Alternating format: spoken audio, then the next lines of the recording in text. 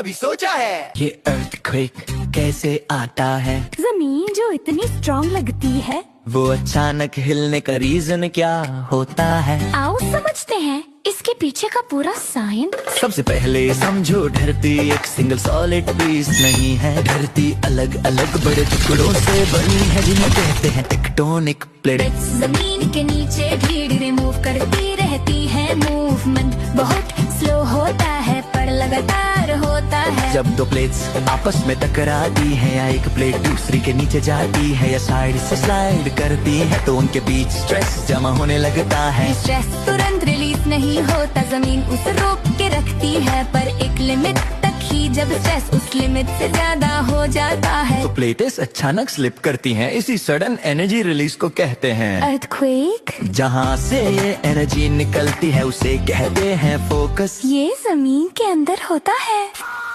Focus के बिल्कुल ऊपर सरफेस पर जो जगह होती है, उसे कहते हैं एपिसेंटर। सबसे ज्यादा शेकिंग एपिसेंटर के पास होती है। इस एनर्जी के रिलीज से सेस्मिक वेव्स बनती है। ये वेव्स जमीन के अंदर और सरफेस पर हर डायरेक्शन में ट्रैवल करती हैं। ये वेव्स ही बिल्डिंग्स को हिलाती है, सड़कों को क्रैक करती है और डैमेज करती है।